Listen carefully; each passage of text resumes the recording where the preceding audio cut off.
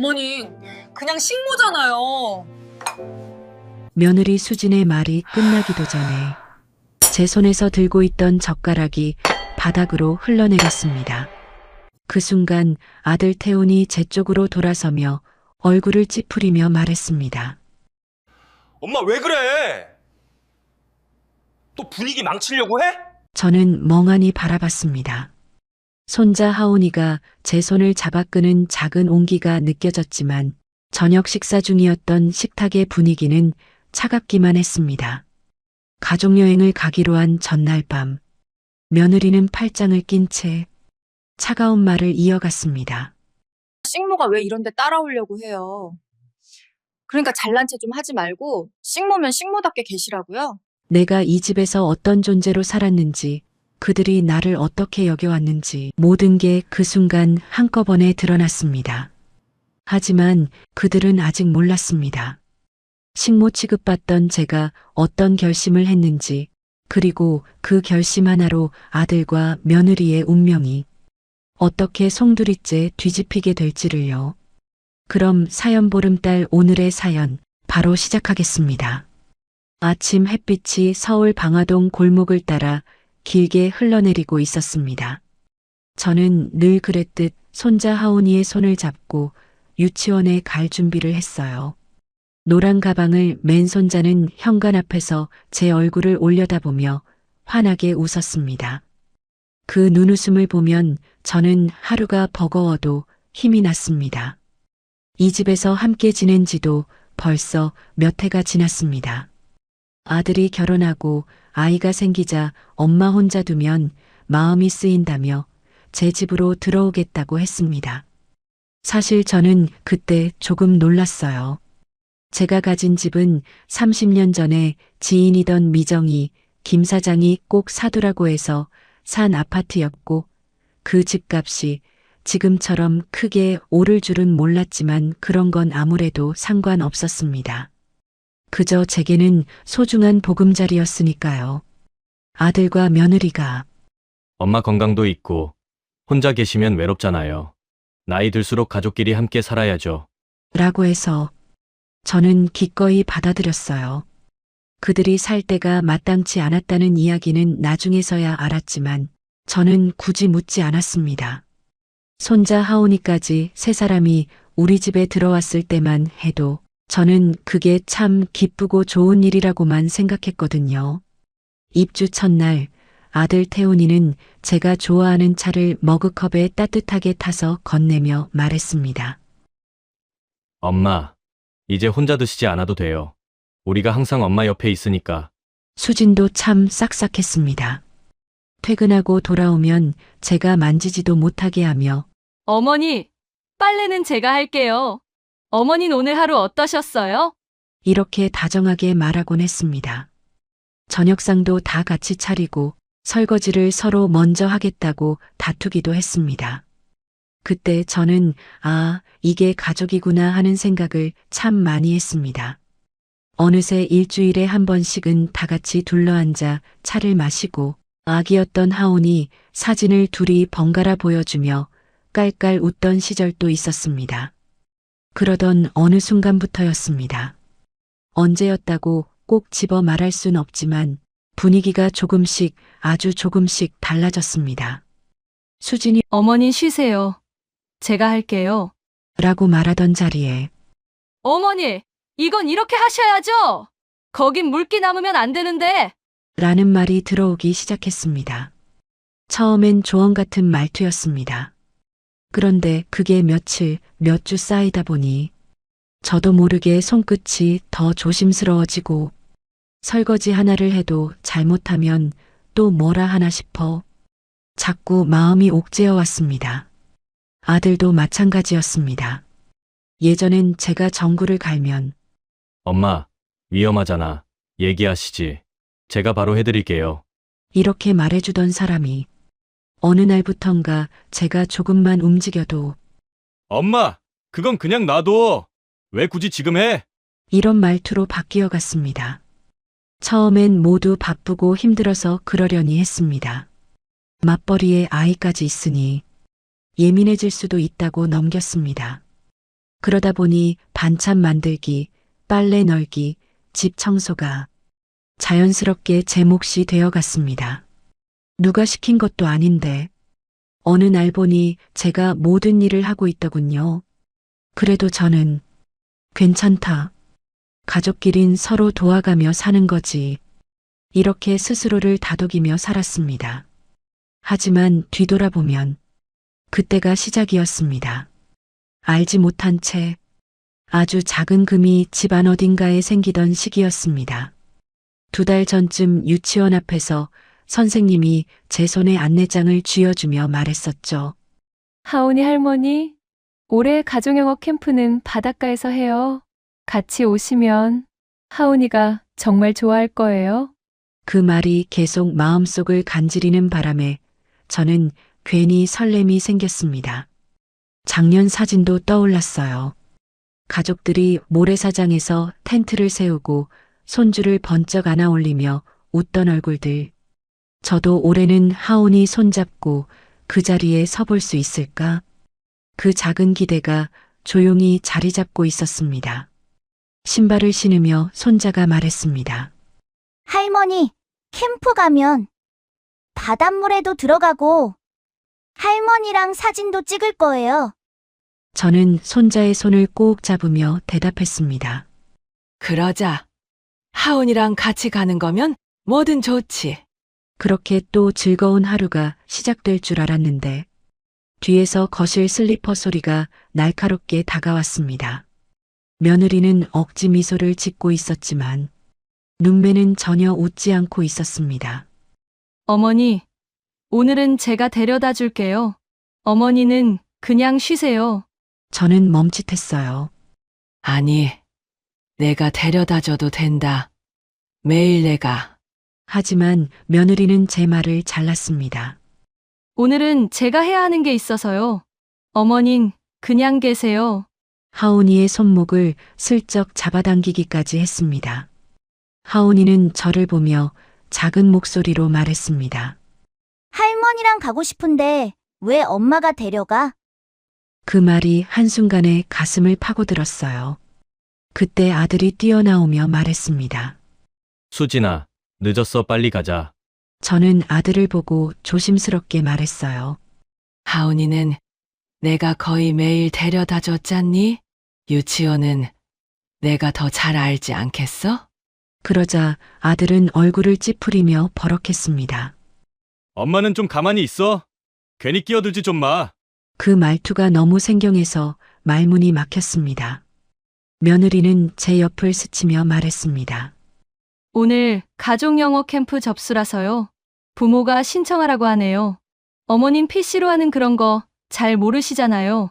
자리 놓치면 하온이만 손해니까 그냥 계세요. 그 말투는 명확했습니다. 저는 끼어들지 말아야 한다는 뜻. 저는 하온이의 엉덩이를 조심히 토닥이며 말했어요. 하온아, 잘 다녀와. 할머니는 맛있는 반찬 해둘게. 하온이는 제 쪽을 보며 크게 손을 흔들었습니다. 할머니, 끝날 때 꼭 와요. 저는 손을 흔들며 웃었지만 속에서는 뭔가가 축 늘어지는 느낌이 멈추지 않았습니다. 골목을 걸어오면서 아들의 말투가 자꾸 머리를 울렸어요. 내가 뭘 그렇게 잘못했을까? 왜 이렇게 날 빼려고 하지? 집에 돌아와 외투를 벗은 순간 식탁 위 안내장이 눈에 들어왔습니다. 하온이 가족영어 캠프 일정표, 가족과 함께하는 모래놀이, 보호자와 함께 찍는 사진, 바닷가 체험 활동. 그때 선생님은 분명 이렇게 말했었습니다. 하온이 할머니도 오시면 하온이가 참 좋아할 거예요. 그 안내장 어디에도 부모만 신청이라는 말은 없었어요. 그런데 아침에 들은 며느리의 말은 설명이라기보다 차갑게 선을 긋는 통보에 가까웠습니다. 그때 저는 알지 못했습니다. 오늘 아침 생긴 이 작은 의문이 앞으로 얼마나 큰 일의 시작이 될지, 그리고 이 집에서 제가 어떤 결심을 하게 될지 말이에요. 그 일 이후 며칠이 지났습니다. 등원을 못 시킨 건 그날 하루뿐이었지만 그 이후 작은 말투 하나하나가 점점 더 예민하게 들리기 시작했습니다.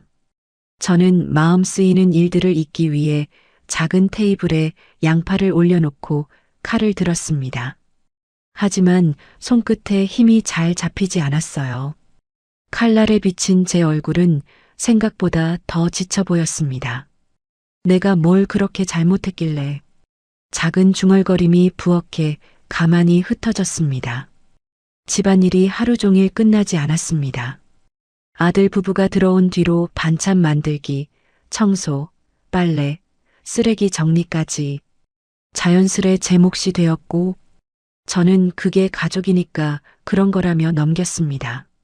하지만 요즘 들어 며느리는 제 손길이 닿은 곳마다 틈을 찾는 듯한 말투를 하곤 했습니다.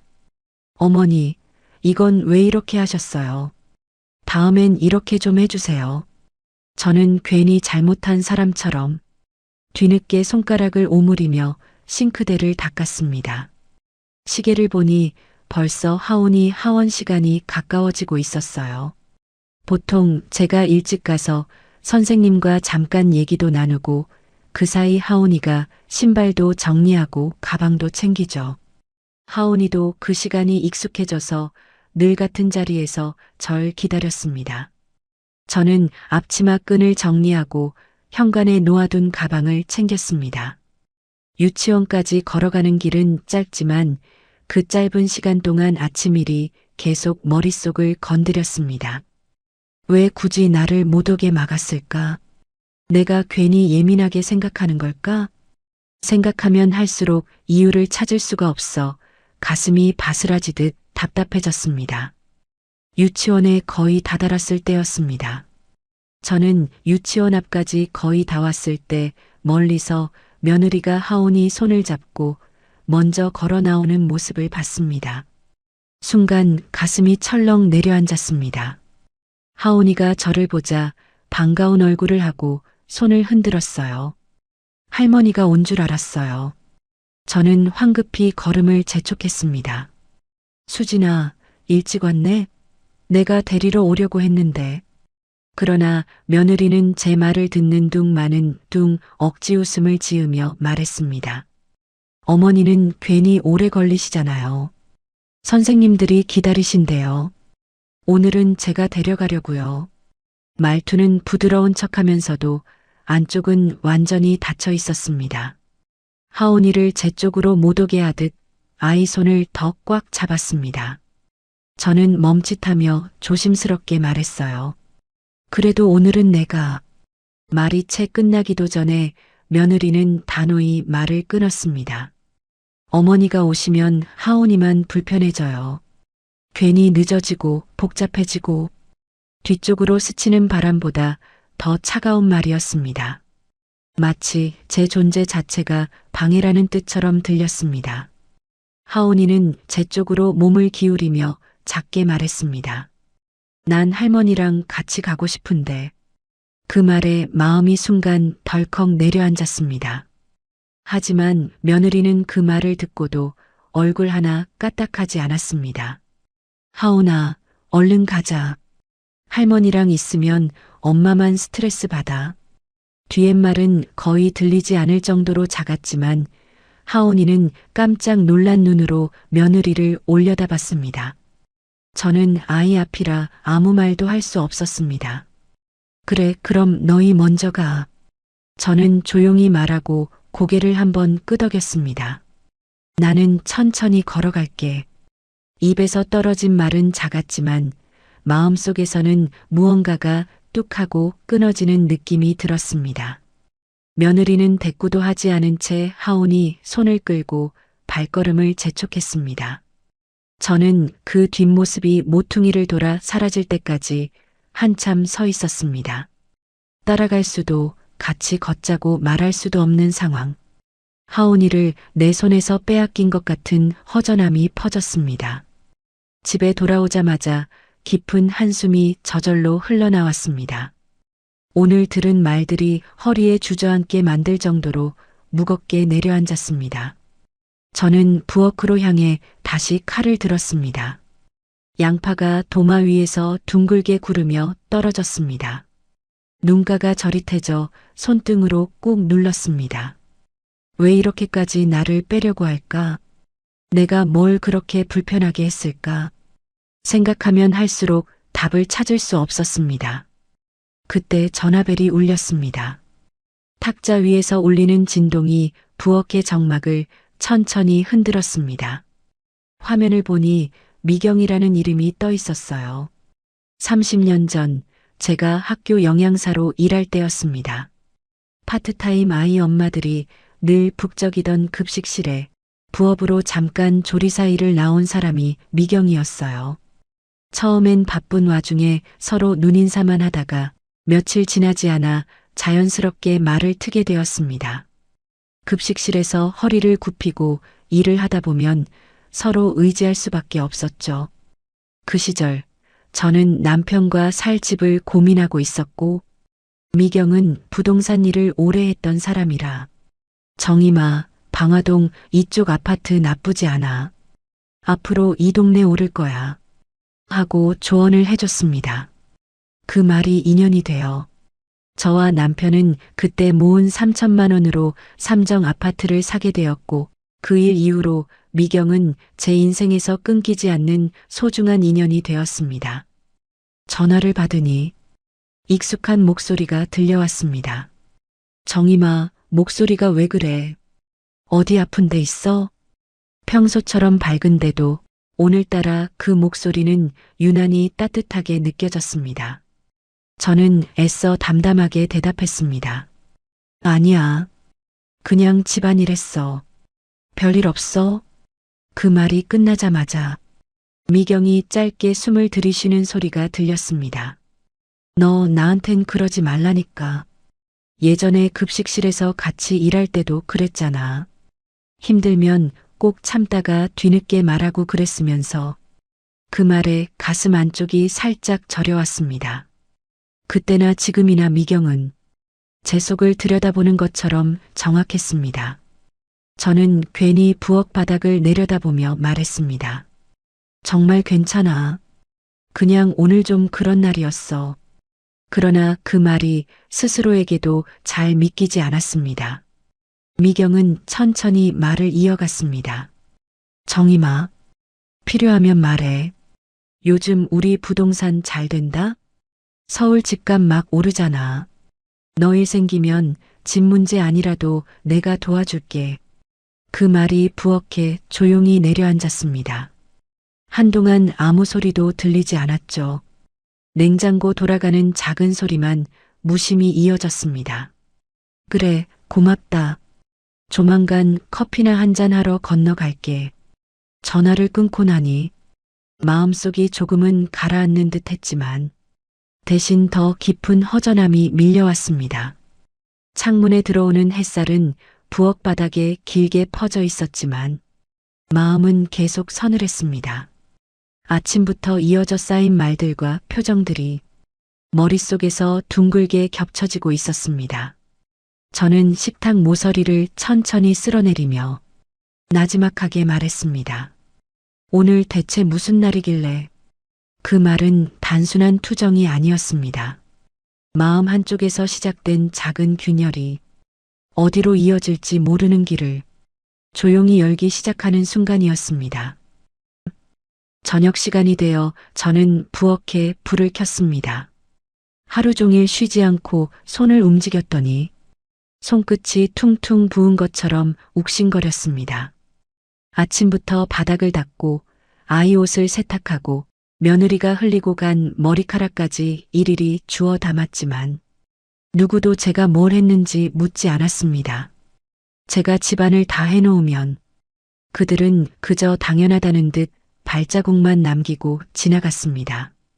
오늘은 하온이가 특히 좋아하는 닭볶음탕을 만들었습니다. 감자를 넉넉히 넣고 양념도 아이 입맛에 맞게 조금 순하게 했습니다. 한때 영양사로 일하던 습관이 남아서인지 무슨 음식을 하든 재료 손질부터 양념 배합까지 저는 늘 정성을 담아 했습니다. 하온이가 잘 먹는 모습을 보면 그게 그렇게 힘이 됐습니다. 솥에서 보글보글 김이 올라올 때쯤 현관 비밀번호 누르는 소리가 들렸습니다. 멈춰서서 앞치마를 정리하고 문 쪽을 바라봤습니다. 먼저 간다던 며느리는 놀이터에라도 들렀다 왔는지 하온이 손을 잡고 저녁 시간이 다 되어서야 들어왔습니다. 할머니, 하온이가 저를 보자마자 달려왔습니다. 그런데 며느리는 현관에서 신발을 털며 제가 끓인 닭볶음탕 냄새가 스치자마자 인상을 조금 구겼습니다. 어머니 또 이런 걸 하셨네요. 집안이 닭비린내로 꽉 찼잖아요. 저는 순간 멈칫했어요. 아침에 손질하고 정리한 닭볶음탕에서 무슨 비린내가 난다는 건지 이해할 수는 없었지만 굳이 따지지 않았습니다. 저는 그저 부드럽게 말했습니다. 하온이가 좋아하길래 조금 해봤지. 금방 환기하면 괜찮아. 하온이를 먼저 앉히고 반찬을 꺼내놓으려고 일어나는 순간 며느리가 제 앞을 가로막듯 움직였습니다. 그냥 앉아 계시면 돼요. 움직이면 더 일이 늘어나요. 저는 그 말의 의미를 정확히 알고 있었습니다. 아침에도 비슷한 말을 들었습니다. 마치 제가 움직이기만 하면 이 집이 어지러워진다는 듯한 말투였어요. 반찬을 가지러 가려다 멈춰서는데 부엌 창문 옆에서 며느리가 벽지를 한번 훑어보며 중얼거렸습니다.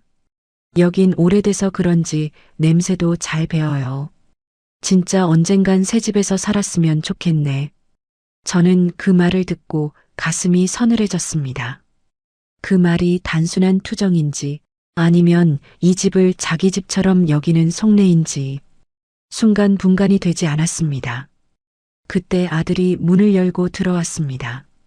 인사도 없이 피곤한 표정을 지으며 식탁으로 다가와 숟가락을 딱 집어들더니 말을 뱉었습니다. 와, 오늘도 집이 아주 정신없네. 마침 저는 하온이 앞에 김을 잘라 올리려고 접시를 들고 일어서고 있었는데 아들은 그 모습을 보고 퉁명스럽게 말했습니다. 엄마, 왜 이렇게 부산스러워? 밥 먹을 땐 좀 앉아 있으면 안 돼? 좀 안 보이는데 있든가. 그 말이 제 가슴에 툭 떨어졌습니다. 그저 아이 밥 먹이려고 반찬을 옮기는 것뿐인데 부산스럽다니. 저는 조용히 접시를 내려놓고 자리에 앉았습니다. 그런데 바로 그때 하온이가 숟가락을 들며 말했습니다. 할머니, 나 이제 먹어도 돼? 저는 미소를 지으며 대답하려는데 며느리가 재빨리 그릇을 치워버렸습니다. 잠깐. 하온아, 이거 먹으면 안 돼. 할머니가 그릇을 대충 닦으셨네. 엄마가 다시 해줄게. 저는 잠시 숨을 멈추었습니다. 대충 닦았다는 말은 사실이 아니었습니다. 저는 늘 깨끗하게 설거지했고 물기가 묻지 않도록 2번이나 닦아둔 그릇들이었습니다. 하지만 며느리는 사실 여부보다 제가 하는 일에 흠집을 내는데 더 관심이 있어 보였습니다.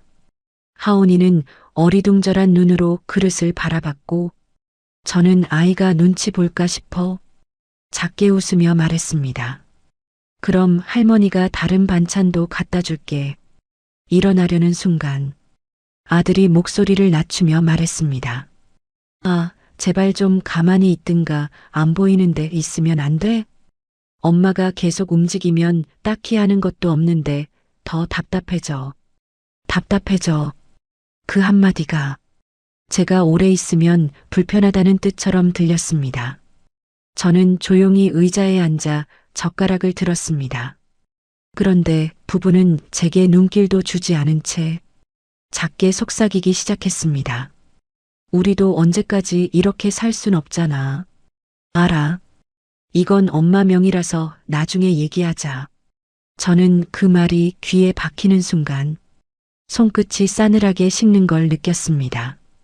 이 집에서 나가라는 말도 아닌데 분명 그 말 속에는 이 집을 우리가 쓰고 싶다는 속내가 느껴졌습니다. 저녁 내내 대화는 아들과 며느리 사이에서만 오갔습니다. 하온이가 저에게 말을 걸면 며느리가 중간에서 끊어냈습니다. 하온아, 엄마한테 말해. 할머니는 피곤하시니까 쉬게 해드려. 피곤하다. 쉬어야 한다. 복잡해진다. 답답하다. 하루 종일 들었던 말들이 한 단어씩 얽혀 제 마음 안쪽을 천천히 죄어왔습니다. 저는 천천히 밥을 씹으며 식탁 위로 떨어지는 조용한 그림자를 바라봤습니다. 이 집에서 제가 서 있는 자리가 점점 좁아지고 있다는 걸 뼈저리게 느끼는 순간이었습니다. 저녁을 마치고 방으로 돌아와 문을 닫았을 때 저는 작은 숨을 내쉬었습니다. 다리가 잠시 떨렸습니다. 오늘 하루 동안 들었던 말들이 마치 돌처럼 가슴에 차곡차곡 쌓여 몸을 무겁게 누르고 있었습니다. 그리고 저는 그제서야 알았습니다. 늘 마음속에 걸리던 불편함이 오늘에서야 모습을 드러내기 시작했음을. 이 집에서 저는 가족이 아니라 그저 일을 하는 사람으로만 보이고 있다는 사실을요. 그리고 저는 이때는 아직 몰랐습니다.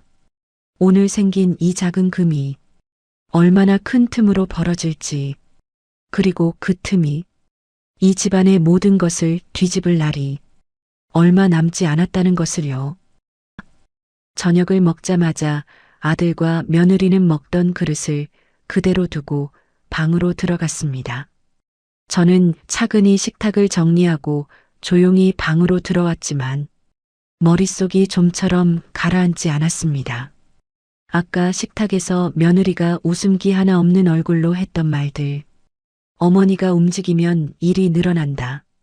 할머니랑 있으면 엄마만 스트레스 받아. 이런 말들을 오늘 하루 동안 몇 번이나 들었는지 모르겠습니다. 하지만 지금 와서 생각하면 그보다 더 이상한 건 따로 있었어요. 언젠간 이 집도 정리해야지. 우리 계획대로 하려면. 엄마 명의라서 복잡하단 말이야. 언젠간 엄마도 나가실 거잖아. 이런 말이 자꾸만 귀에 걸렸습니다. 이 집이? 우리 집이? 누가 누구 집을 오래 살았다 말하는 거지? 며칠 전에도 둘이 작은 목소리로 여기 팔면 종잣돈이 딱 나온다고 중얼대던 게 이상하게 귀에 남아 있었습니다. 저는 베개에 기대 앉아 천천히 숨을 골랐습니다. 오늘만 이상한 게 아니야. 뭔가 더 있다. 그 순간 거실 쪽에서 낮게 울리는 아들 목소리가 들려왔습니다. 문이 살짝 닫힌 틈이라 정확한 내용은 들리지 않았지만 몇 단어가 또렷하게 박혔습니다. 네, 어머니 도장만 받으면 바로 가능하다니까요. 구두로는 이미 약속된 거잖아요. 네, 담보 잡는 건 문제 없어요. 곧 서류 넘길게요. 저는 숨이 턱 막혔습니다. 담보? 무슨 담보를 말하는 거지? 아들은 방 문을 닫으며 통화를 끝냈고 저는 그 자리에 가만히 얼어붙은 채 서 있었습니다. 그때였습니다. 문 밖에서 조심스러운 노크 소리가 났습니다. 엄마 들어가도 돼? 아들 목소리였습니다. 평소 식탁에서는 날이 서 있던 목소리가 오늘은 이상하게 부드러웠습니다. 문을 열자 아들이 따뜻한 커피잔 2개를 들고 있었습니다. 엄마, 커피 좀 타왔어. 우리 잠깐 얘기 좀 할 수 있어? 저는 의아했어요. 분명 몇 시간 전만 해도 안 보이는데 좀 있어라. 부산스럽다. 라고 말하던 사람이었습니다. 갑자기 커피? 아들은 제 앞에 커피를 내려놓고 입꼬리를 억지로 올리며 말을 이어갔습니다. 엄마가 요즘 고생 많잖아. 하온이도 돌봐주고 집안일도 하고. 그래서 좀 생각한 게 있어. 생각한 게 있어. 보통 이런 말이 나오면 어울리지 않는 계획이 나오던데. 이 말은 이상하게 무겁게 들렸습니다. 아들은 옆구리에서 서류철 하나를 꺼내 제 앞으로 밀었습니다. 엄마, 이거는 그냥 집 관련 서류 정리하는 거야. 나중에 무슨 일 생기면 서로 편하라고 그냥 집을 대신 관리해주는 문서 정도고 엄마한테 일 있을 때 공동관리한다는 내용이야. 말을 이어가려는데 저는 이미 손끝에서 뭔가 이상한 기운을 느끼고 있었습니다. 서류는 깔끔했지만 어딘가 익숙한 작은 속임수 냄새가 났습니다. 영양사로 일하던 시절 업체들이 원산지를 숨기려고 보여주기용 문서를 가져오곤 했습니다. 겉으로 보기엔 멀쩡한데 자세히 살펴보면 뒤에 붙은 작은 숫자 하나, 문장 하나가 진짜를 가릴 수 있는 그런 구조였어요. 저는 조용히 서류를 넘겼습니다. 아들은 다급하게 말을 덧붙였습니다. 아, 뭐 공동 명의로 해두면 서로 편하잖아. 엄마도 혹시 무슨 일 있을 때 좋고 뭐. 저는 아무 말도 하지 않았습니다. 대신 서류를 천천히 다시 덮었습니다. 그리고 말했습니다. 그래. 일단 내가 좀 봐야겠다. 아들은 순간 표정이 굳었습니다. 아니, 엄마. 그게 지금 바로 해두면 좋은 조건이라서. 저는 미소를 지으며 말을 끊었습니다. 봐야 한다고 했지. 그게 그렇게 급한 일은 아니잖니. 아들은 한 박자 늦게 억지 웃음을 지었습니다. 그래. 뭐 엄마가 편하신 대로. 하지만 그 웃음 속에는 초조함과 불안이 분명하게 스쳤습니다. 아들은 방을 나가며 조용히 말했습니다. 엄마, 이건 우리한테도 엄마한테도 좋은 거야. 문이 닫히는 소리까지 부자연스러울 정도로 조용했습니다. 저는 서류철을 무릎 위에 올려놓고 한참 동안 읽었습니다. 누가 봐도 정성스러워 보이는 서류. 부동산에 대한 지식이 많이 있는 건 아니었지만 제 촉이 말하고 있었습니다. 이건 나를 위함이 아니라 이 집을 빼앗기 위함이다. 그리고 그 집을 지키기 위해서라면 나를 밖으로 빼는 것도 서슴지 않아야겠다는 기분이 들었습니다. 그리고 그 집은 내가 평생 아끼고 지켜온 내 집이었습니다. 남편이 생전에 그랬습니다. 여보, 우리 이 집 정말 어렵게 모아서 산 첫 집이잖아. 앞으로 어떤 일이 있어도 우리가 다시 시작할 수 있는 든든한 자리였으면 좋겠다. 그 말을 기억하며 아이를 키우고 남편을 떠나보내고 혼자 지내게 되었을 때도 나는 이 집을 팔 생각을 한 적이 없었습니다. 그런데 지금 아들과 며느리가 이 집을 마치 자기네가 평생 살아온 집처럼 말하는 순간이 많아졌습니다. 언젠간 이 집도 정리해야지. 우리 계획대로 하려면. 엄마 명의라서 복잡하단 말이야. 언젠간 엄마도 나가실 거잖아. 방금 들은 아들의 말까지. 그리고 느껴지는 서류의 무게. 저는 천천히 눈을 감았습니다. 오늘만 이런 게 아니구나. 하온이 이야기가 아니라, 캠프가 아니라, 그냥 늙어서 부산스러워서가 아니라, 이 집 때문이구나. 휴대폰이 빛났습니다. 미경에게서 메시지가 와 있었습니다. 정임아, 내일 오후에 잠깐 볼 수 있어? 우리 동네 맛집 좀 소개해 줄게. 할 얘기도 있고 꼭 얘기했으면 좋겠어. 중요한 거야. 저는 조금도 망설이지 않고 답장을 보냈습니다. 그래, 보자. 나도 할 말이 있어. 답장을 누르는데 손끝이 살짝 떨렸습니다. 이제 서류를 확인해야 했고 내 집을 지키기 위해. 그리고 나는 알았습니다. 이제 누군가의 며느리, 누구의 엄마가 아니라 집의 주인인 나부터 바로 서야 한다는 걸. 어떤 결단이 필요한지 생각해야 했습니다. 사실 오늘 하루만의 일이 아니었습니다. 조금씩 천천히 거의 느껴지지 않게 여러 해 동안 내 존재 자체가 줄어들고 있었고 나는 그걸 그냥 피곤해서 그러겠지 하고 넘겼습니다. 하지만 오늘 며느리의 말과 아들의 눈빛을 보며 처음으로 확신했습니다.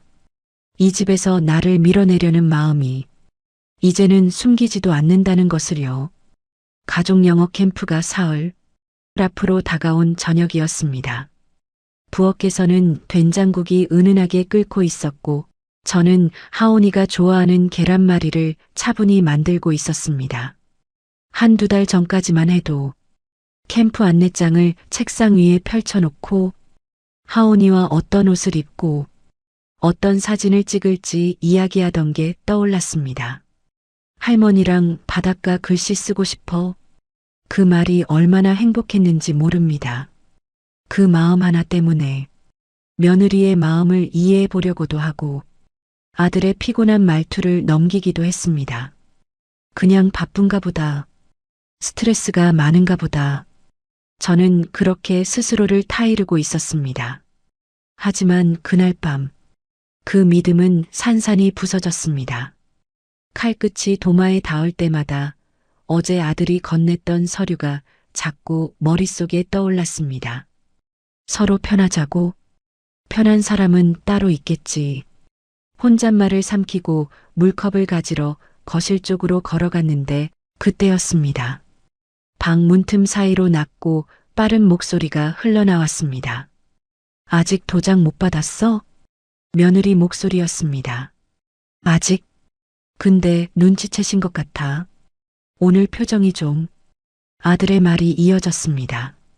표정 신경 쓰지 말고 그냥 설득해서 받아와.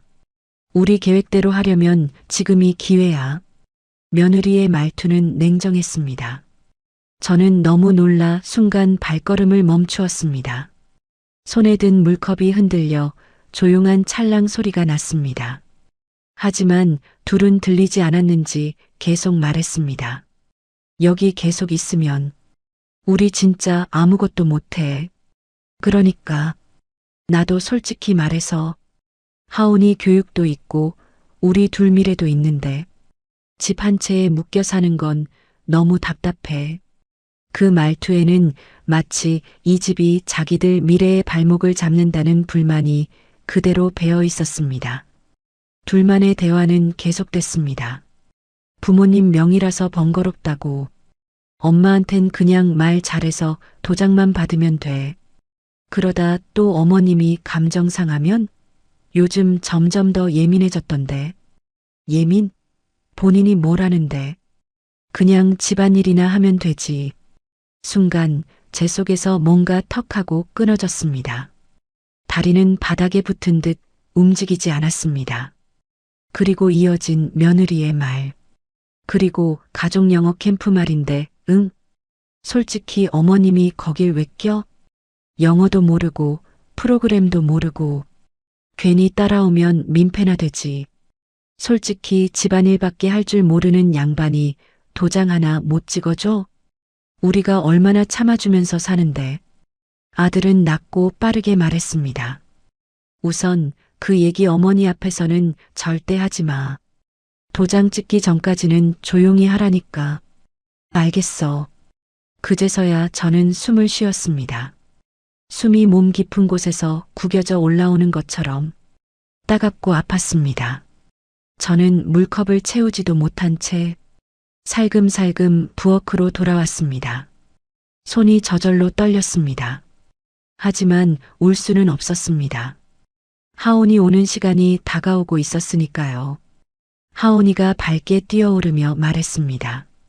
할머니, 선생님이 그러는데 캠프 가서 조개줍기 한다고 했어요. 난 할머니랑 손잡고 갈 거야. 그 말에 순간 눈이 뜨겁게 시렸습니다. 하지만 웃어야 했습니다.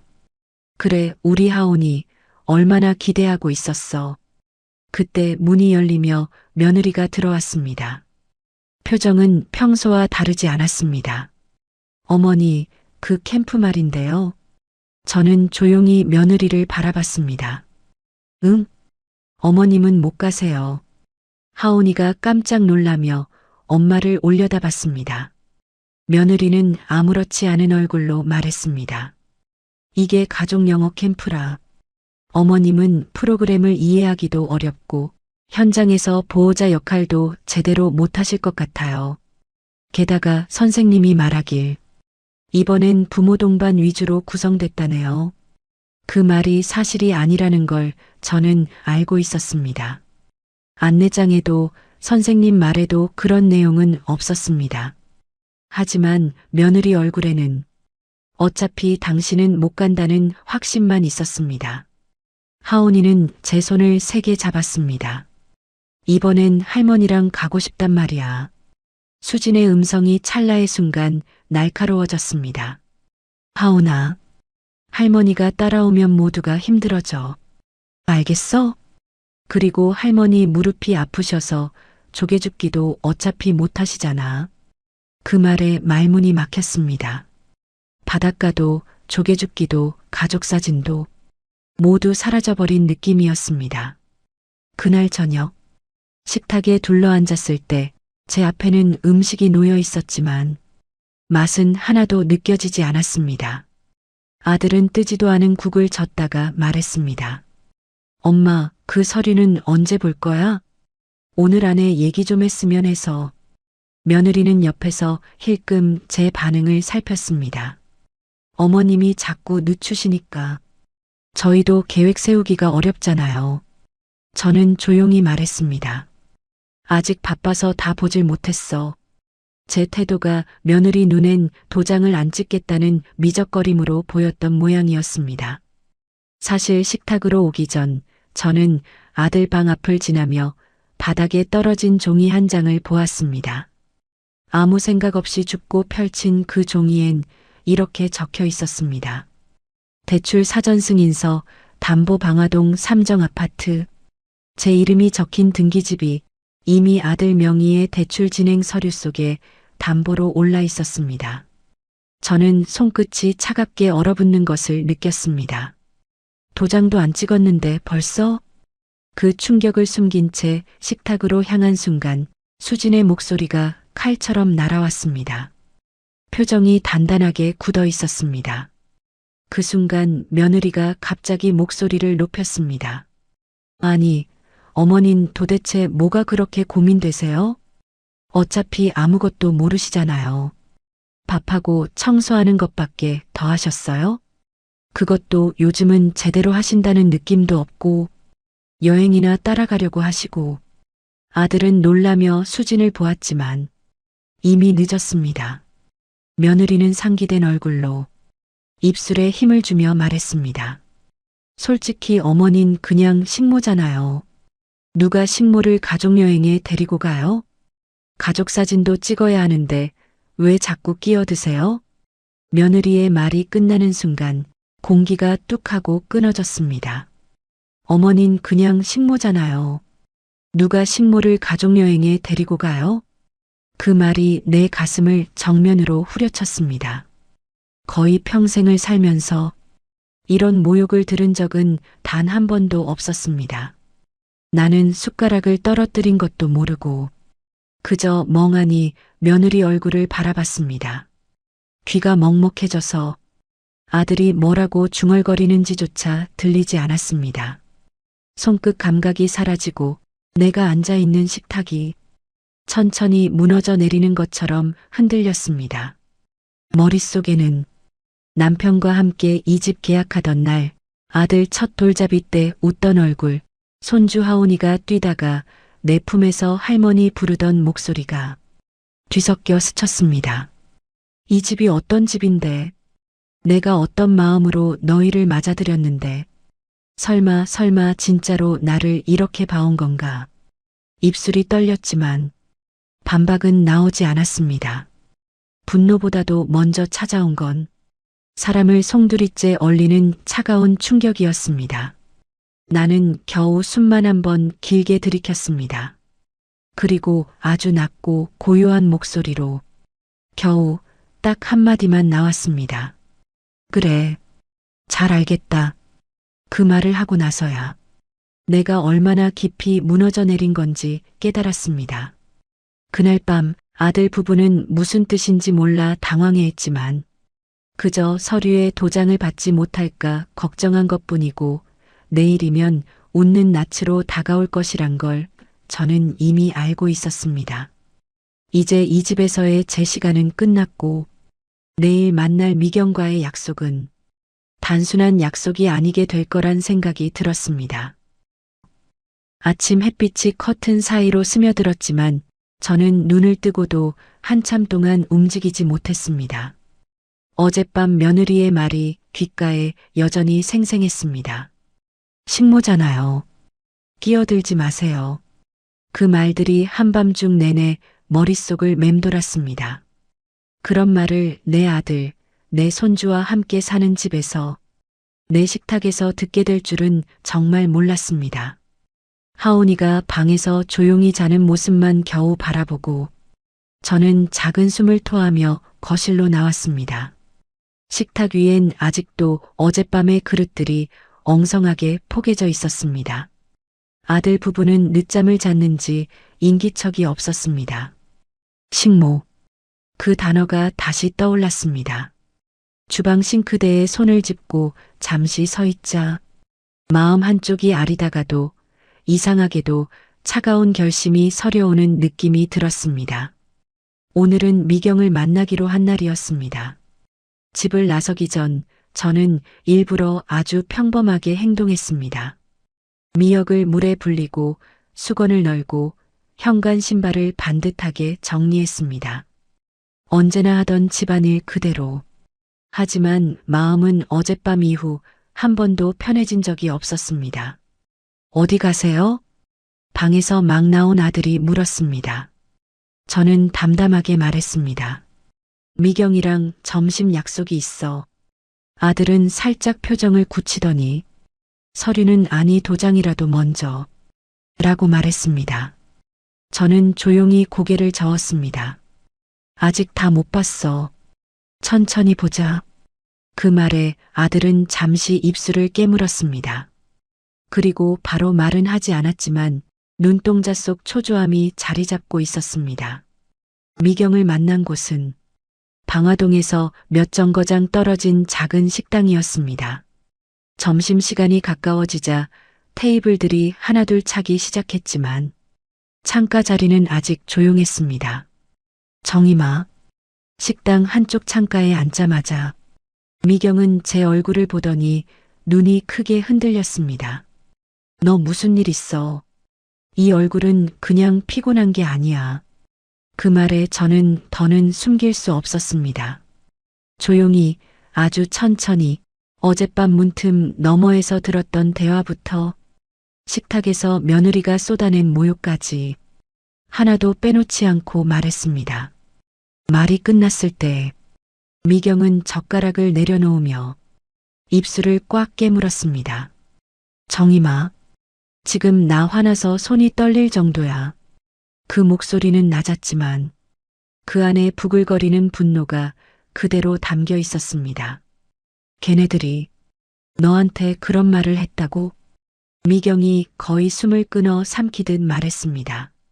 식모. 그 단어조차 입 밖으로 제대로 내지 못하고 미경은 테이블 위를 한 손으로 쓸어내렸습니다. 천하의 못난 놈들. 네가 그동안 걔들 밥해주고 빨래해주고 아침 저녁으로 손주 봐준 게 몇 년인데 그 대가가 그딴 말이야? 사람들의 시선을 의식해. 저는 손사래를 쳤지만 미경은 멈추지 않았습니다. 정임아, 내가 30년 봐왔잖아. 내가 언제 남한테 함부로 한 적 있어? 가족이라고 밥 한 끼 허투루 한 적 있어? 손주 하나 잘 키워보겠다고 허리 빠지게 뛰어다닌 게 누군데? 미경은 고개를 저으며 더 강하게 말을 이었습니다. 네 남편 살아있었으면 걔네들 그런 짓 꿈도 못 꿔. 그 대쪽 같은 양반이 너한테 그런 말 듣게 내버려뒀겠어? 저는 그 말에 순간 숨을 조금 들이켰습니다. 남편 생각만 해도 코끝이 뜨거워졌습니다. 아이고 괜히 말했다 그냥. 제가 작게 중얼거리자 미경은 제 손등을 꽉 잡았습니다. 내 잘못 아니야. 잘못한 건 걔네들이야. 내가 너무 믿은 죄밖에 없어. 잠시 숨을 고르던 미경은 아예 단단해진 눈으로 저를 바라봤습니다. 그리고 정임아, 목소리를 낮추며 말했다. 그 서류 내가 지금 훑어봤거든. 그거 공동명의 아니야. 저는 순간 멈칫했습니다.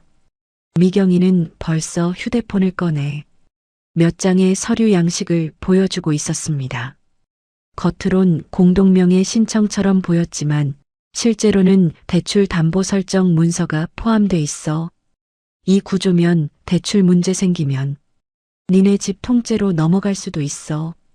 걔네들 말대로 편하게 하자면서 너를 제일 불편하게 만들 수 있는 서류라고. 얘가 아들이니 사기꾼이니 정말. 제 가슴이 또다시 쿵 하고 내려앉았습니다. 하지만 미경이는 이어서 단호하게 대리 분노를 담아 말했습니다. 정임아, 왜 내가 화가 나는 줄 알아? 걔네가 너를 식모라고 불렀기 때문이 아니야. 저는 놀라 미경을 바라봤습니다. 네 인생 전체를 그 한 단어로 깎아내렸기 때문이야. 그건 절대 가볍게 넘길 일이 아니야. 미경의 눈가가 살짝 젖었습니다. 화를 억누르는 눈물이었습니다. 너 이제 마음 단단히 먹어. 지난 몇 년, 아니 몇십 년 동안 내가 쌓아온 삶과 집과 시간 지켜야 돼. 더 늦기 전에 집을 팔자. 이 집은 네 집이고 네가 결정할 수 있는 집이야. 그리고 미경은 낮게 확신에 차 말했습니다. 네가 결심만 하면 이번 주 안에 바로 부동산 상담 넣고 제대로 된 가격에 매물 올릴게. 걔들이 언제 간다고? 여행 간 사이에 어떻게든 처리해 볼게. 다 버리고 네 인생 찾아. 너 아직 살 날이 창창하다. 저는 숨을 깊게 들이켰습니다. 미경이 손을 잡고 다시 말했습니다. 그리고 정임아, 기억나? 여수 바닷가 남편이랑 마지막으로 갔던 데라며. 네가 거기 앉아서 바다만 봐도 얼마나 마음 편해진다고 했어. 저는 아주 작게 고개를 끄덕였습니다. 미경의 마지막 말은 그동안의 제 흔들림을 단숨에 하나로 모아주는 말이었습니다. 정임아, 이제 네 인생 좀 살자. 너 그럴 자격 있어. 내가 좀 알아봐 줄게. 그 순간 저는 처음으로 이 집을 떠날 수 있다는 마음이 두려움이 아니라 해방처럼 느껴졌습니다. 가족 캠프 이틀 전 아침이 되었습니다. 창가로 햇빛이 조용히 스며들고 있었지만 그 따스함이 내 마음엔 전혀 닿지 않았습니다. 어젯밤 식탁에서 며느리가 쏟아낸 그 말. 어머닌 그냥 식모잖아요. 그 말 한마디가 밤새 가슴 한가운데 돌덩이처럼 박혀 있었습니다. 문득 남편이 살아있던 시절, 이 집 베란다에서 함께 마시던 새벽 커피 향이 떠올랐습니다. 남편은 등기 문서를 받아들고 한참이나 벽을 쓰다듬었습니다.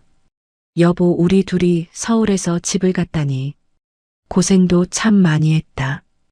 그때 남편이 제 손을 살짝 잡으며 말했죠. 이 집 우리 둘이 만들어낸 자리야. 평생 든든한 버팀목이 됐으면 좋겠다. 그 약속을 곱씹으며 저는 천천히 옷을 갈아입었습니다. 오늘은 움직일 날이었습니다. 점심 무렵 미경이 다니는 부동산 사무실 문을 열자 문종이 딸랑하고 울렸습니다. 미경은 나를 보자마자 할 말을 잃은 눈으로 말했어요. 정임아, 하루새 얼굴이 왜 이렇게 야위었어? 저는 아무 대답도 하지 못했습니다. 말하면 눈물이 날까봐. 미경은 내 손목을 조용히 잡아 상담 테이블로 이끌었습니다. 자, 앉아봐. 내 집 시세부터 정확히 볼게. 컴퓨터 화면에는 지금 방화동 33평형 삼정 아파트의 실거래가가 떠 있었습니다. 10억 초반대. 근데 정임아, 너네 라인하고 남양이면 금매 아니라도 바로 나가. 그리고 미경은 진지하게 눈을 맞췄습니다. 정임아, 이거 지금 걔네한테 넘어가면 안 된다. 미경은 이 동네에서만 20년 넘게 부동산을 해온 베테랑이었습니다. 저는 늘 그 아이의 말을 믿었고 이번에도 그 신뢰에 기대고 있었습니다. 나는 조금 고개를 끄덕였습니다. 그제야 미경이 깊게 숨을 들이마셨습니다. 그래. 그럼 오늘 매물 등록하고 그 캠프인지 뭔지 가 있는 동안 바로 진행 들어갈게. 내가 집 비우면 걔네는 아무것도 못해. 그 말에 제 손이 잠시 떨렸습니다. 하지만 마음속 깊은 곳에서 작은 불씨가 깜빡 살아났죠. 이젠 나도 나를 지켜야 한다. 그날 밤 하온이가 잠든 뒤 저는 조용히 방 불을 켰습니다. 서랍을 열자 남편의 유품들이 하나씩 모습을 드러냈습니다. 오래된 손목시계, 신혼 때 같이 찍은 장롱 속 사진, 둘이 모아둔 적금 통장, 우리 집, 우리 자리라고 적힌 메모. 며칠 전 미경은 자신 있게 말했습니다. 정임아, 너네 동라인 아파트는 금매 아니라도 바로 나가. 내가 책임질게. 오래전부터 동네를 꿰뚫고 있던 그의 말을 들으며 저는 마음 깊은 곳에서 묘한 안도감을 느꼈습니다. 손등으로 입술을 가리며 조용히 숨을 고르다 결국 작은 떨림이 새어나왔죠. 여보, 이젠 나도 내 삶을 다시 꾸려갈 때인 것 같아. 대답은 없었지만 그 방 안은 오래전 그 사람의 따뜻함으로 잠시 가득해졌습니다. 저는 차분히 짐을 정리했습니다. 필요한 것만 넣고 언젠가 하온이에게 전해줄 것들도 한참 고민하다 챙겼습니다. 거실에서 TV를 보던 아들이 제 방을 힐끔 보며 말했습니다. 엄마, 도장 언제 찍어줄 거야? 별것도 아닌데 나 진짜 급하다니까.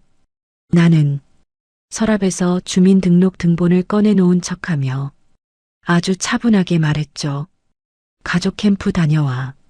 그때까지 해놓을게. 그 말만 했는데도 아들 얼굴이 굳었습니다. 잠시 뒤 부엌에서 물을 마시던 며느리가 돌아서며 이어서 툭 한마디를 던졌습니다. 어머님, 그냥 저희 말만 믿고 빨리 정리해 주시면 돼요. 뭔 생각을 그렇게 하세요? 저는 말없이 물을 마셨습니다. 그 둘은 몰랐을 겁니다. 내일이면 저는 이 집에서의 제 자리를 끝내고 오랜 시간 잊고 지냈던 나의 삶을 다시 시작할 거라는 걸요. 새벽이 가까워질 무렵 저는 휴대폰을 열었습니다. 검색창에 여수 월세 전세 글자를 적었습니다. 남편과 마지막으로 여행 갔던 곳, 사진 속 내 얼굴이 가장 평온했던 곳, 그리움이 아니라 새로운 시작이라는 단어가 가장 잘 어울리는 곳, 그리고 작게 혼잣말했습니다. 그래, 여수가 좋겠다. 나는 이제 나대로 살아볼게. 캠프 출발 하루 전 아침이었습니다. 부엌 창문을 스치는 바람이 조금 차갑게 느껴졌습니다. 평소처럼 반찬을 꺼내 놓으며 저는 오늘 해야 할 일을 마음속으로 조용히 정리하고 있었습니다. 오늘이 끝입니다. 내가 이 집에서 식모 취급을 당하는 마지막 날. 하온이는 아직 꿈나라에 있었고 아들과 며느리는 여행 준비를 한다며 부산스럽게 방을 오갔습니다. 그들의 목소리는 어제보다 훨씬 밝았습니다. 저는 조용히 부엌에 서 있었습니다. 이제 나를 무시해온 사람들은 절대 이 결정의 깊이를 모를 겁니다. 어머니, 오늘 뭐라도 좀 해주세요. 부엌 문이 벌컥 열리며 며느리가 말했습니다. 저희는 내일 새벽에 출발해야 하니까요. 오늘 저녁 준비는 좀 깔끔하게 해주시고요. 어머님은 이런 거 잘 모르시겠지만 비행기 타기 전엔 속 더부룩하면 안 되거든요. 전날의 폭언 이후 여전히 태도 하나 변하지 않은 모습. 저는 말을 삼키고 그저 고개만 끄덕였습니다. 그래, 알겠다. 그 말 한마디가 제가 이 집에서 보내는 마지막 평일이란 사실을 저 혼자만 알고 있다는 게 묘하게 평온했습니다. 아들이 커피를 들고 나왔습니다. 평소와 다르게 지나치게 부드러운 목소리였습니다. 엄마, 그 서류 말인데 오늘까지는 좀 봐주라. 내일 여행 가기 전에 해결해야 깔끔하잖아. 서류. 내가 도장을 찍어야만 그들의 계획이 완성되는 그 종이. 저는 천천히 아들을 바라봤습니다. 그리고 아주 짧게 말했습니다. 결론이 날 거다. 너희 다녀오면 더 이상 말하지 마라. 아들의 얼굴은 금세 굳어졌습니다. 하지만 저는 그 순간 30년 전 영양사로 일하던 시절 업체에서 들고 온 가짜 원산지 서류들을 하나씩 골라내던 내 손끝의 감각이 떠올랐습니다. 속이려는 사람은 표정이 바뀌지 않아요. 대신 목소리가 바뀌죠. 아들은 지금 그때와 똑같았어요. 하온이가 잠결에 제품으로 기어오듯 안겼습니다. 할머니 같이 가서 조개 줍고 싶었는데 저는 작은 웃음을 지으며 아이 머리를 쓰다듬었습니다. 그래, 우리 하온이 나중엔 할머니 만나서 꼭 같이 하자. 그 말은 아이에게는 약속처럼 들렸을지 모르지만 저에겐 새로운 시작을 알리는 말이었습니다. 부엌 바닥에 비친 햇빛이 살짝 흔들리며 내 마음 끝을 간지렸습니다. 휴대폰이 울렸습니다. 미경이었습니다. 정임아, 계약서 초안 다 만들었어. 내 집은 매물 올리자마자 연락이 몇 건 들어왔어. 아들네 갔다 오는 안바로 진행할 수 있어. 제 호흡이 아주 천천히 안정되었습니다. 그래, 부탁할게. 걱정 마. 이 집은 네가 평생을 고생해서 얻어낸 네 거야. 이 집의 명의자는 박정임. 바로 네 명이라고. 그리고 너 진짜 잘 생각했어. 여수집도 내가 봐둔 데 있어. 다음에 오면 바로 보여줄게. 미경의 목소리는 30년 전 급식실에서 서로 기대있던 그 시절처럼 든든하게 들렸습니다.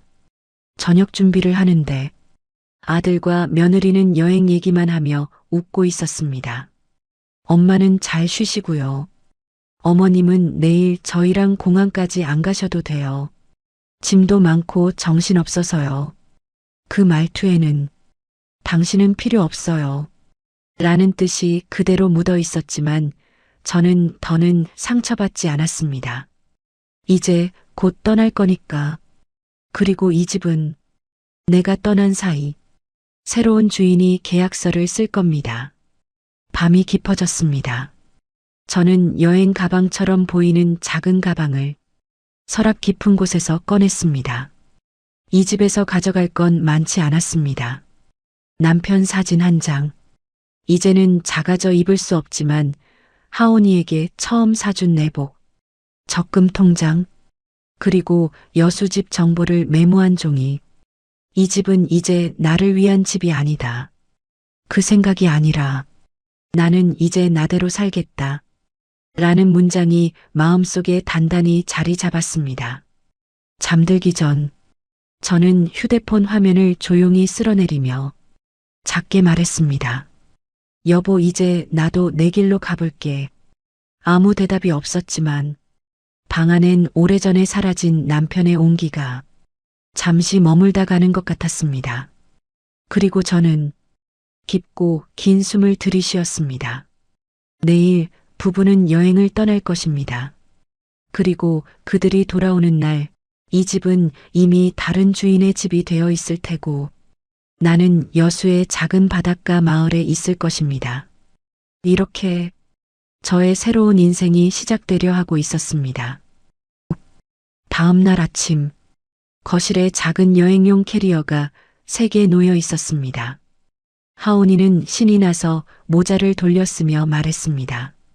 할머니, 다녀오면 조개 모은 거 보여줄게요. 아이의 얼굴을 바라보자 가슴 깊은 곳에서 작은 바람이 스쳤습니다. 며느리는 신발을 신으며 말했습니다. 어머님, 저희 오늘 늦게 들어올 수도 있어요. 하온이 방만 잘 부탁드려요. 먼지 일게 하지 마시고요. 아들은 무심하게 웃으며 말했습니다. 엄마, 서류는 돌아와서 얘기하자. 잊어버리지 말고. 저는 그저 조용히 고개만 끄덕였습니다. 문이 닫히고 집은 순식간에 텅 빈 소리로 바뀌었습니다. 저는 천천히 방으로 걸어가 서랍을 열었습니다. 남편의 손목시계, 둘이 찍은 사진, 오래전 적금 통장, 남편이 적어둔 메모도 그대로였습니다. 우리 집, 우리 자리. 그 말은 결국 지켜내야 했던 제 몫이었음을 그제야 알 수 있었습니다. 아들 부부의 방문을 열자 옷가지와 화장품, 장난감 상자가 그대로 있었습니다. 저는 차분히 박스에 넣었습니다. 정리하는 손끝은 떨리지 않았습니다. 미경이 보내준 이삿짐 센터 기사님이 조용히 올라왔습니다. 여기 것만 실으면 되죠? 네, 부탁드립니다. 그 박스들이 문 밖으로 나가는 순간 내 안에서 오래전부터 눌려있던 무언가가 서서히 풀리기 시작했습니다. 짐이 모두 실린 뒤 저는 작은 가방 하나만 들고 집을 나섰습니다. 부동산 앞에 서니 미경이 두 팔 벌려 절 먼저 끌어안았습니다. 정임아, 이 고향 것들을 그냥 두고 살았다는 게 내가 다 화가 올라온다. 저는 웃었습니다. 네가 대신 화내주니까 좀 살겠다. 미경은 잠시 눈가를 훔치더니 제 손을 꼭 잡았습니다. 정임아, 내가 내 편이야. 여수 가서 자리 잡을 때까지 집 매매잔금 이사 정리 전부 내가 알아서 할게. 저는 미경의 손등을 살짝 쓸었습니다. 미경아, 고맙다. 내가 너한테 얼마나 기대고 살았는지 몰라. 미경은 작은 봉투를 제 손에 쥐어줬습니다. 여비 좀 챙겨. 나중에 갚는단 소리 하지 마. 우리가 30년 친구인데. 말없이 봉투를 쥔 제 손이 떨렸습니다. 다시 집으로 돌아온 저는 식탁 한가운데 편지 한 장을 올려두었습니다. 이 편지를 읽는 시점엔 너희는 여행에서 돌아왔겠지. 내가 이 집에서 빠져나온 건 충동적인 결정이 아니야. 여러 해 동안 조금씩 밀려났고 마지막엔 내가 어떤 존재로 여겨지는지 너희 입으로 정확히 들었지. 집안일밖에 모르는 사람, 식모 같은 사람이라고 여긴다면 내가 이 집에 남아있을 이유가 없단다. 내 짐은 모두 정리했고 너희 짐은 이삿짐 센터 보관 창고에 맡겨두었다. 연락하면 원하는 곳으로 보내줄 거다. 서류는 도장 찍지 않았다. 그건 내 인생이자 너희 아버지와 내 첫 집이었으니까. 이제 나도 나를 위해 살려고 한다. 너희들도 너희들의 인생을 살고 다시는 찾지 말거라. 엄마가. 그리고 작은 노란 편지지 한 장을 하온이 책상에 올려두었습니다. 우리 하온이에게. 할머니는 내가 세상에 태어난 날부터 내 목소리 하나, 걸음걸이 하나, 웃음소리 하나까지 모조리 사랑해왔단다.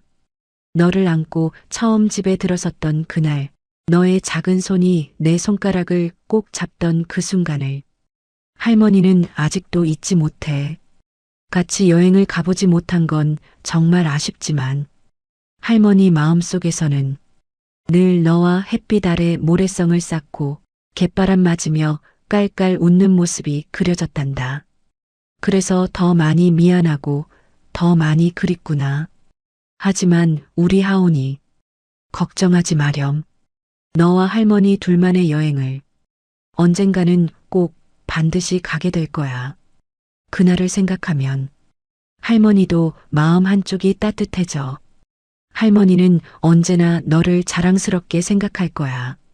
내가 울든 웃든 넘어지든 다시 일어나든 내 모습 하나하나가 할머니에게는 선물과도 같단다.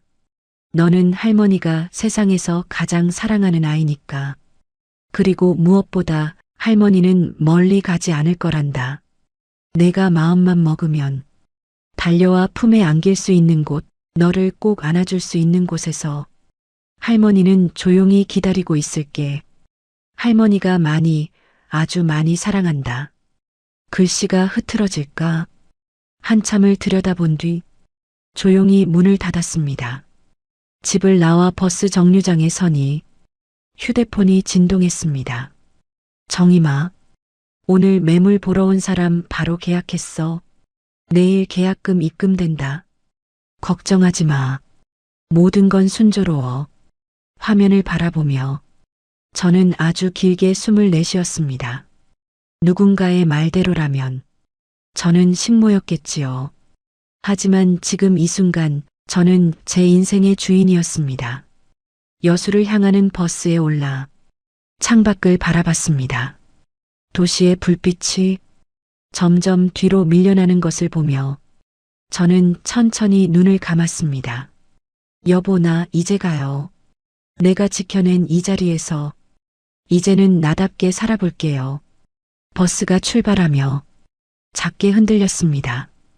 그 흔들림이 오랫동안 잊어버렸던 해방이라는 감정과 닮아 있었습니다. 여행이 끝나고 일주일이 지난 어느 일요일 오후였습니다. 공항 버스에서 내린 세 사람은 들떠 있었습니다. 하온이는 모래가 묻은 조개 목걸이를 흔들며 뛰어다녔고 아들과 며느리는 사진이 잔뜩 찍힌 휴대폰을 서로 보여주며 웃고 있었습니다. 여보, 이번에 사진 진짜 잘 나왔더라. 그러니까 하온이도 너무 좋았지? 응, 할머니한테도 보여줘야지. 세 사람은 거의 휴가의 여운을 그대로 품은 채 가벼운 발걸음으로 집 현관 앞까지 올라왔습니다. 아들은 캐리어를 끌며 자연스럽게 말했습니다. 엄마, 우리 왔어요. 그때였습니다. 문을 여는 순간 세 사람의 얼굴이 동시에 굳어졌습니다. 현관을 열자마자 집안에서 낯선 남자 둘이 타카를 받고 있었고 중년의 인테리어 업자가 도면을 들고 거실을 둘러보고 있었습니다. 저기요, 여기서 뭐 하시는 거예요? 아들이 크게 외치자 인테리어 업자는 놀란 표정으로 뒤돌아보며 말했습니다. 아, 오셨어요? 새로 입주하시는 분 아니신가요? 순간 아들 얼굴이 새하얗게 질렸습니다. 새로 입주요? 여기 우리 집인데요? 아니, 무슨 말씀이신지. 내일부터 철거 들어가야 해서 오늘 사전 체크하러 온 건데요. 계약자분이 일정 서둘러 달라 부탁하셨어요. 무슨 소리예요? 여기가 우리 집이라고요. 아들의 목소리는 이미 떨리고 있었습니다. 며느리는 캐리어를 놓치며 말했습니다.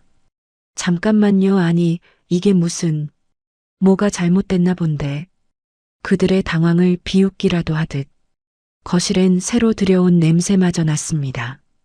업자가 손에 들고 있는 체크리스트에는 방화동 삼정 아파트 내부 전체 리모델링 도배 철거라고 적혀 있었습니다. 며느리는 손등으로 입을 가리고 말했습니다. 여보, 설마 어머님이? 그때였습니다. 현관 밖에서 조용한 발자국 소리가 들렸습니다. 도윤아. 아들이 고개를 들자 미경이 현관 앞에 서 있었습니다. 미경은 두 사람을 위아래로 훑어보더니 차갑게 한마디 했습니다. 그래, 너희 표정이 딱 이럴 줄 알았다. 아들이 얼떨떨하게 말했습니다. 미경 이모, 이게 무슨. 하지만 미경은 말을 잘랐습니다. 태훈아, 내 엄마한테 그동안 어떻게 한 건지 정말 모르고 하는 소리니? 목소리는 단단했고 오랫동안 눌러 참은 분노가 묻혀 있었습니다. 내가 다 들었어. 어머니한테 뭐라고 했는지, 캠프 핑계는 또 뭔지, 집 가지고 무슨 계획을 세웠는지 다. 며느리는 억울한 듯 손을 들어 올렸습니다. 저희가 뭐요? 그쪽은 가족도 아니면서 왜? 가족? 내가 그 말을 해? 미경이 비웃듯 고개를 저었습니다. 정희미는 너희들을 가족이라 생각했어. 근데 너희는 그 사람을 사람 취급이나 했니? 며느리는 얼굴이 빨개지며 짜증을 냈습니다. 아니, 저는요. 애 키우고 회사 다니고 힘든데 어머님이 너무 예민하게. 거짓말 하지 마. 미경이 탁 발을 굴렀습니다. 예민? 누가 만들었는데? 너희가 매일같이 구박하고 수저 놓는 것까지 트집 잡고 등원도 못하게 하고 도장만 찍어달라고 들이밀고 그걸 예민하다고 추궁하는 거야. 내가 30년 동안 정임이 옆에서 본 게 있어. 그 사람은 자기 밥 굶어도 자식 먼저 먹이는 사람이야. 그런 사람 집에 들어와서 밥 얻어먹고 애 맡기고 살림 맡기고 그렇게 편하게 살아놓고 결국 식모라는 말을 입에 담았다고 며느리는 머뭇거리며 작게 변명했습니다. 감정이 좀 올라와서 미경은 단호하게 잘랐습니다. 감정이 올라오면 그딴 말을 해도 돼? 사람 인격을 짓밟아? 정임이가 누구라고 함부로 그런 말을 해? 나는 내가 다 분하고 치가 떨려 죽겠어. 아들은 그제야 뒤늦게 고개를 숙였습니다. 며느리는 더는 못 참겠다는 듯 아들에게 소리를 질렀습니다. 당신이 하라며 말 좀 해봐. 당신이 나보고 얘기 제대로 하라고 했잖아. 아들도 불같이 되받아쳤습니다. 그래, 당신이 먼저 그랬잖아. 어머님 몰래 부동산 상담하자고 한 사람 누구야? 뭐라고? 당신이 먼저 도장만 받으면 우리 인생 풀린다고 했잖아. 그건 당신이 하도 징징거리니까 그런 거지. 징징? 당신이야말로. 캠프도 당신이 그렇게 하자고 했으면서. 그리고 엄마한테 마지막에 심한 말한 건 너잖아. 난 그걸 왜 막지 않았을까? 둘은 서로에게 책임을 미루며 몰아붙이기 시작했습니다. 마치 그동안 숨겨두었던 속내가 한꺼번에 터진 것처럼 둘이 함께 꾸민 일이라는 사실만 더 또렷하게 드러나는 순간이었습니다. 둘은 그대로 현관 앞에서 고래고래 싸움을 벌였습니다. 책임을 서로에게 떠넘기며 마치 평소에도 서로를 존중해 본 적 없는 사람들처럼 미경은 한참 동안 그 꼴을 가만히 보고 있더니 차갑게 입을 열었습니다. 봐라. 너희 둘은 지금 이 순간까지도 정임이가 얼마나 상처받았고 얼마나 혼자 견뎌왔는지 단 한 번도 생각을 안 한다. 정임이는 너희 때문에 울지도 못한 날이 수백 번이야. 밥 굶어도 허리 아파도 너희 먼저 챙기던 사람이야. 그런 사람을 앞에 두고 감정이 올라왔다고? 그딴 변명이 사람이 할 소리니? 미경은 한 번 더 단호하게 잘라 말했습니다. 너희는 지금도 뭘 잘못했는지 몰라. 정임이가 왜 떠난 건지 단 한 번도 마음으로 생각해 본 적 없는 사람들이야. 싸움 중이던 부부는 미경을 쳐다봤습니다. 이제부터는 너희 둘이 벌인 일이야. 끝까지 알아서 처리해. 미경은 단호하게 돌아섰고 남아있는 건 싸움을 멈추지도 못한 채 서로를 노려보는 아들과 며느리의 황망한 얼굴뿐이었습니다. 그리고 미경은 저 멀리 계단 쪽을 바라보며 작게 아주 미세하게 한숨을 내쉬었습니다. 정임이는 이제라도 제자리 찾아가는 거야. 그걸 막을 생각은 꿈도 꾸지 마. 그 말은 마지막 벽을 내려치는 듯 단단하게 울렸습니다. 여수에 내려온 지도 어느덧 한 달이 흘렀습니다. 처음 며칠은 낯설었지만 이제는 하루하루가 마음에 잔잔하게 스며들었습니다. 아침이면 창문 너머로 바닷바람이 먼저 인사를 합니다. 서울에서는 늘 미세먼지 알림부터 확인했는데 여기서는 창문을 열 때마다 짭짤한 공기와 파도 냄새가 먼저 들어옵니다. 그 공기만 맡아도 마음이 차분해졌습니다. 저는 여수에 온 첫 주에 마을회관에서 운영하는 노래교실에 등록했습니다. 처음엔 쑥스러웠지만 금세 옆자리 어르신들과 말이 트였고 정임 씨 노래 참 잘하네라는 칭찬을 들을 때면 오랫동안 잊고 지냈던 제 모습을 다시 발견하는 기분이 들었습니다. 집 옆 공터에는 작은 텃밭도 가꾸기 시작했습니다. 상추랑 쑥갓 몇 포기를 심어두었는데 하루가 다르게 싹이 올라오는 걸 보며 도시에서 잃어버렸던 여유가 조금씩 돌아왔습니다. 물조리를 들고 흙 위에 물을 뿌릴 때면 그 소리가 참 평온했습니다. 동네 슈퍼 아주머니도 이젠 제 얼굴을 기억합니다. 정임 씨, 오늘 아침 고등어가 아주 싱싱해요. 저는 그런 말을 들으며 다시 장바구니를 드는 제 모습이 낯설면서도 기분 좋았습니다. 집에 돌아오면 바닷가 산책길을 따라 걷습니다. 어느 날은 해변 의자에 앉아 책을 펼쳤다가 구절 몇 개 읽고 그대로 바다만 바라보기도 했습니다. 아, 내가 참 많이 지쳐 있었구나. 그럴 때마다 저는 저를 달래며 하루를 천천히 흘려보냈습니다. 저녁이면 식탁에 혼자 앉아 조용히 식사를 합니다. 그런데 혼자인데도 외롭지 않았습니다. 밥을 먹고 나면 누구 비위 맞출 필요도 없이 제가 좋아하는 차를 끓이고 라디오를 틀어놓으며 노트에 여수 생활을 한 줄씩 적어두었습니다.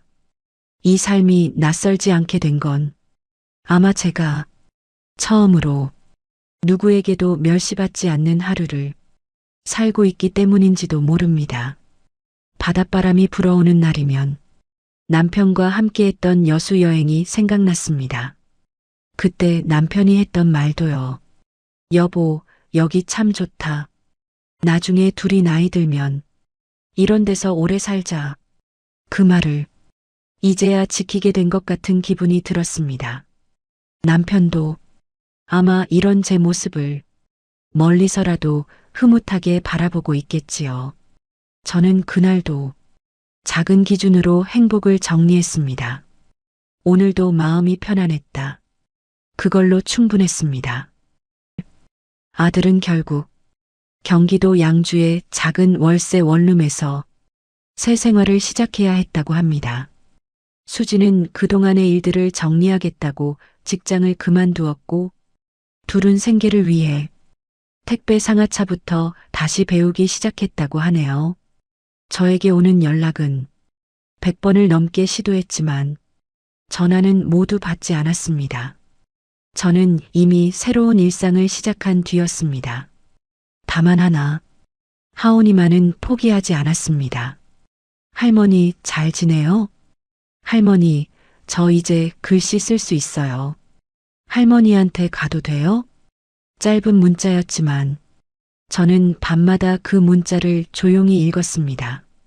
답장은 보내지 않았지만 그 마음은 고스란히 느껴졌습니다. 그렇게 한 달이 지나고 또다시 2달 가까이가 흐른 어느 날이었습니다. 아들 태훈이가 제가 남기고 간 편지를 조용한 거실 한가운데에서 다시 펼쳐들었다고 하더군요. 그동안은 익숙함에 기대어 넘겨버렸던 문장들이 이상하리만큼 또렷하게 가슴을 파고들었다고 했습니다. 특히 이 집에서 한 걸음씩 내 자리가 사라졌다는 구절을 읽을 때마다 멈춰서서 숨을 골랐다고 들었습니다. 그 말이 왜 그렇게 쓰였는지 이제야 이해가 되었다고요. 집안일이라는 게 얼마나 손이 많이 가는지 그제야 알았다고 했습니다. 밥을 차리고 치우고 빨래를 널고 하온이를 어린이집 데려다주고 데려오고 그 와중에 직장 스트레스까지 겹치니 어머니에게 했던 말들이 얼마나 잔인했는지 뼈저리게 느껴졌다고 했습니다. 며느리 역시 그 무렵 한동안 우울했고 태훈과 사소한 말다툼도 잦아졌다고 합니다. 서로 내가 더 심했어라고 싸우다가도 결국은 우리 정말 너무 잘못했어. 이렇게 주저앉은 날도 많았다고요. 그렇게 마음이 부서져 가던 어느 날 결심을 했다고 합니다. 한 번만 가보자. 제가 여수에 내려온 지 어느덧 석 달이 지나고 있었던 그날 늘 그랬듯 작은 텃밭에 물을 주고 있었습니다. 흙 위로 물이 또각또각 떨어지는 소리가 참 고요했지요. 그때 집 앞 골목에서 낯익은 발자국 소리가 들렸습니다. 뒤돌아보니 하온이가 조그만 운동화를 신은 채 종종 걸음으로 뛰어오고 있었습니다. 아들은 그 뒤에서 조심스레 걸어오고 있었고요. 저는 그때까지도 혹시 다시 그들을 만나면 울 이유는 없을 거라고 생각했습니다. 그동안 스스로를 달래며 마음을 꽉 붙잡아 왔으니까요. 그런데 하온이가 제 앞에 서자마자 두 팔을 벌렸습니다. 할머니, 그 한마디에 제가 쥐고 있던 물조리가 바닥에 탁 떨어졌습니다. 의지와는 상관없이 그저 눈물이 흘러내렸습니다. 참으려고 한 게 무색할 정도로요. 하온을 안아 올리는데 아이의 따뜻한 체온이 그동안 꽉 막혀 있던 가슴을 스르르 풀어주었습니다. 그리고 바로 뒤 아들이 조심스럽게 말했습니다. 엄마, 정말 죄송해요. 그 목소리는 사과보다는 후회와 깨달음에 가까웠고 저는 그 말을 조용히 들었습니다. 대답은 하지 않았지만 제 마음속에서는 이미 오래전부터 분노가 아니라 해방이 자리 잡고 있었습니다. 하온이 품 안에서 작은 숨을 고르며 저는 깨달았습니다. 이 아이는 어떤 이유로도 미워할 수 없는 내 인생의 가장 큰 선물이라는 걸요. 엄마가 떠난 뒤 살아보니까 그제야 알겠더라고요. 엄마가 얼마나 조용히, 얼마나 오래 참아오셨는지 숨을 들이키는 소리가 찢어질 듯 들렸습니다. 제가 왜 그렇게 엄마한테만 그랬는지 모르겠어요. 어릴 땐 엄마가 제일 좋았는데 어떻게 그 마음을 깎아먹었는지도 아들은 한 걸음도 더 다가오지 못하고 가만히 떨며 서 있었습니다. 부끄러움과 후회가 한꺼번에 밀려오는 얼굴이었습니다. 엄마, 저 엄마한테 용서받을 자격도 없는 거 알아요. 근데 하온이가 매일 할머니 찾았어요. 하온이가 제 손을 더 세게 잡았습니다. 저는 아주 살짝 웃어 보였습니다. 그 순간 아들이 다시 고개를 들었습니다. 눈가가 빨갛게 젖어 있었어요. 아들은 제 앞에서 마침내 고개를 들었습니다. 눈가가 벌겋게 젖어 있었고 입술이 몇 번이나 떨렸습니다. 엄마, 정말 죄송합니다. 저는 조용히 하온이의 손을 감싸며 그를 바라봤습니다. 태우는 잠시 말을 잇지 못하다가 마침내 짧게 숨을 삼키고 말했습니다. 저 엄마께 앞으로 가끔 인사라도 드릴 수 있을까요? 그 말 자체가 얼마나 절박하고 얼마나 늦은 후회인지 천천히 전해졌습니다. 저는 하온이의 손등을 쓰다듬으며 아주 고요하게 말했습니다. 태훈아, 내 마음은 알겠다. 하지만 아직은 너희와 가까이 지낼 마음이 아니야. 아들의 어깨가 서서히 떨어졌습니다. 하지만 그 말이 곧 완전한 단절을 뜻하진 않는다는 것도 느낄 수 있었을 거예요. 저는 잠시 숨을 고르고 덧붙였습니다. 너무 늦게 알게 된 마음이라도 고맙다. 하지만 지금은 시간이 필요하다. 아들의 눈이 흔들렸습니다. 네, 엄마. 기다릴게요. 언젠가는 엄마가 저를 받아주실 때까지. 저는 고개를 조금 끄덕였습니다. 그건 용서가 아니라 오늘은 여기까지라는 뜻이었습니다. 바닷바람이 잔잔히 불어오던 그날 저는 깨달았습니다. 누군가의 어머니로, 누군가의 할머니로만 살아온 시간이 길었지만 결국 제 삶의 주인은 언제나 저 자신 박정임이었다는 것을요. 상처도 있었고 긴 세월의 오해도 있었지만 그 모든 순간들을 지나와서야 비로소 저만의 속도로 저만의 장소에서 다시 숨을 고를 수 있게 되었습니다. 이 이야기가 누군가에게는 작은 위로가 되고 누군가에게는 용기의 조각이 되길 바랍니다. 우리가 어디서 넘어지든 또 어디서 다시 일어서든 그 선택은 언제나 우리 스스로에게 달려 있으니까요.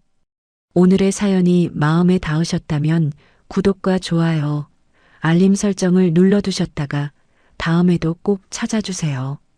댓글로 시청하고 계신 지역과 의견도 꼭 남겨주시기 바랍니다. 사연 보름달 다음에도 재미있는 사연으로 찾아뵙겠습니다.